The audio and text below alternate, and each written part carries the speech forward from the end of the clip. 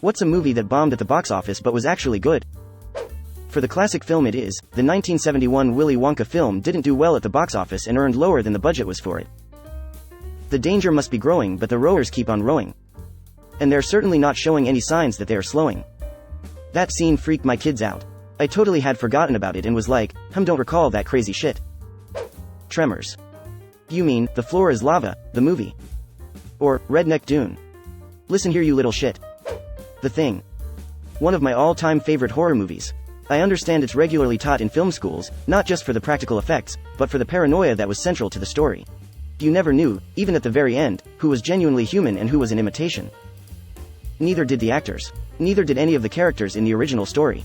The Thing imitates them so closely even it didn't know. It was copying them thought for thought, not just a mimicry. It didn't even understand the concept of not doing so. The actors were deliberately kept in the dark about who was actually a thing, though some developed suspicions. I always like the scene where they're testing out everyone's blood and they genuinely look relieved when their blood doesn't react. Really shows how scared and confused everyone is at the situation, not even knowing if they can trust their bodies. Office Space Edit. Thank you, whoever you are, for the award. It's my first one. I was of working age, late teens, 20s, when this masterpiece came out, but I recently watched again as a 40-something and I can tell you that it's even more relevant to me than it was back in the day. It's almost so accurate that it depressed me lol. Yeah, the longer I work in an office, the more I relate to Milton. You either retire young or you work long enough to see yourself become the Milton. Shawshank Redemption. I feel like the only reason a movie that great could bomb was because 1993 and 94 were just amazing years for Hollywood.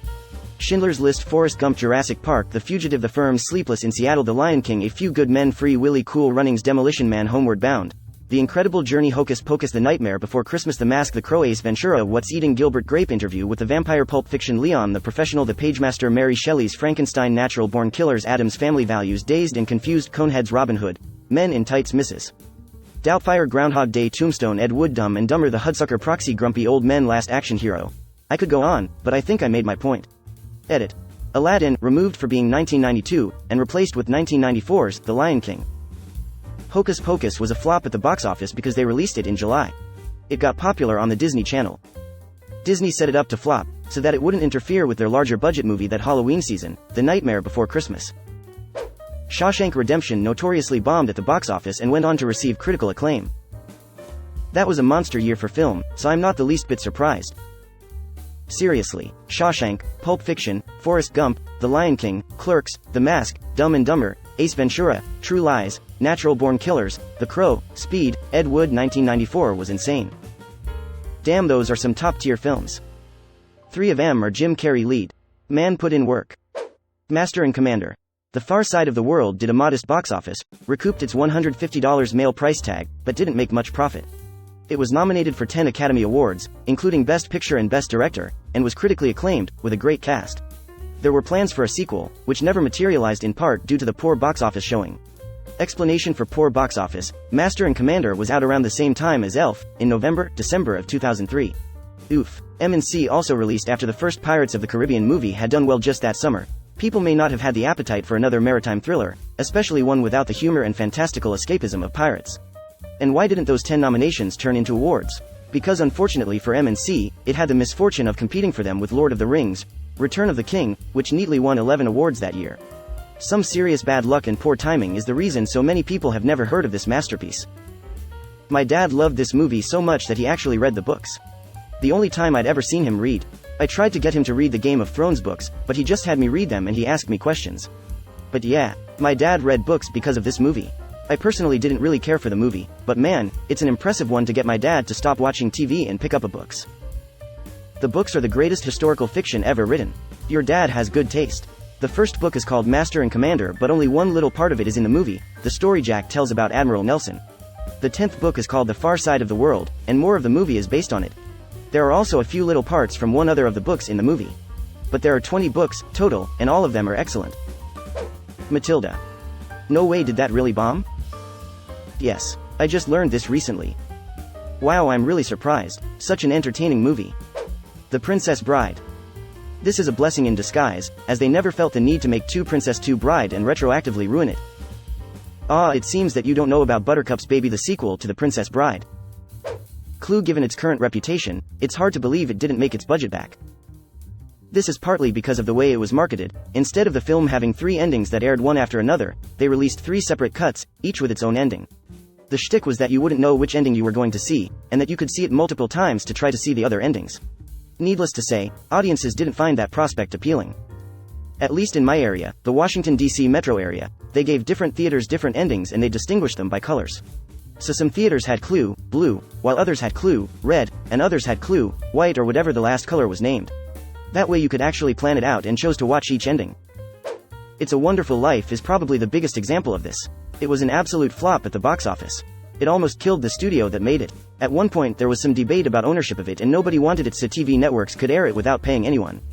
That's when it started getting shown on TV constantly around Christmas, and it gained its status as one of the best Christmas movies of all time. The thing about Wonderful Life is that it's a really fucking weird movie. It's a great movie, sure, with a terrific lesson and some great performances. But it's not like most holiday classics. It's not a kids movie. Kids aren't going to understand or care about the run on the banks scene, despite it being one of the best in the movie. Plus, it's bleak and kind of scary in a few parts. But a lot of adult, Xmas movies tend to be satire or cynical. About how Xmas is hollow or about getting a family experience despite or around the pressures of the season. Wonderful Life is completely sincere from end to end, the sincerity is the point. It's also not a just happens to Xmas movie like Die Hard or a lot of Shane Black movies where Xmas is just a visual tool to make scenes more interesting. George's story, suicide and the miracle are all routed in Christmas as a theme, as is the generosity of his neighbors at the end. It assumes religiosity as a part of its narrative, but isn't preachy. Potter is a classic capitalist villain, but the movie isn't anti-capitalist, it just acknowledges there's things more important than money. Essentially asserting that capitalism works best when the men running things just aren't greedy or shameless, which is a fine line to walk. Lastly, it's pretty clearly a love story, except getting the girl is wrapped up in the first 10 minutes. Mary decides to marry George immediately, they end up married with kids by the 2/3 mark. Instead, the story is about George learning to appreciate his wife and kids. A story we could do with a lot more of. I'm glad it's an impossibly famous success now, but holy crap, I'm not shocked it took a circuitous route. I wrote above, but as a middle-aged man it has a lot more appeal to me now. I knew the plot, but I truly understand the allure and temptation of the road not taken. The acting and sincerity of the film was incredibly immersive as well. Same here, I've watched it every Christmas my whole life, but now in my mid-30s with 2 kids the ending absolutely destroys me. All of his friends coming together to help him so sincerely, giving what they have, is just the best. Plus the scene where he comes home after having lost the money and shouts at his children who are just trying to play with him, it's devastating. There are hundreds, but Blade Runner comes to mind first. Bragging right now. Saw it in theater first release. So awesome. Same. I remember coming out of the empty theater like age 16 and thinking, that movie just changed who I am as a person. In a good way as I look back. Treasure Planet. Contender for best animated movie ever. Up there with Iron Giant. Incidentally, Iron Giant also bombed at the box office despite widespread rave reviews. Even crazier, it later received a ton of awards for just how good a movie it is. But nobody saw it. It's been talked about for years as to why it failed, and there's lots of reasons why it may be the case. But I think Warner Brothers then president said it best, when he was asked why they don't make a smarter family-friendly movie, and he said, because when we do, we get slaughtered. He has a point. Why bother making a smarter family-friendly movie if a movie like The Iron Giant just gets hammered, despite the fact it's an objectively great film? The Iron Giant is one of my all-time favorite movies, and I'm late 40s but watched it before having kids. Edge of Tomorrow. I really dislike Tom Cruise typically, but this movie is excellent. When the film came out I saw someone on the internet recommend the movie to everyone in the following way, like Tom Cruise. Go see Edge of Tomorrow. Don't like Tom Cruise? Go watch him get killed over and over again in Edge of Tomorrow. Dread. I want a sequel or TV show so bad. It would be a great HBO miniseries so long as they avoid humanizing him too much too quickly. First episode, takes off helmet. Galaxy Quest. Galaxy Quest and Kung Fu Hustle are my 2 desert island choices. I can always watch either one and be completely happy to do so. Hook. It flopped at the box office and has 29% on Rotten Tomatoes, but I will always love that movie. Greater Than and has 29% on Rotten Tomatoes. What the fuck, Hook is an amazing movie. People suck. Don't try to stop me, Smee. Don't try to stop me, Smee. Don't you dare try to stop me, Smee. Stop me, Smee. Smee, get up off your ass and stop me. Don't you see what I'm doing? I'm committing suicide. I don't think it necessarily bombed, but A Christmas Story had only modest success at the box office in 1983. Its popularity didn't really kick in until it was released on television. The other holiday movie, It's a Wonderful Life, was a box office flop when released in 1946. TV also cemented the popularity of this movie. Constantine.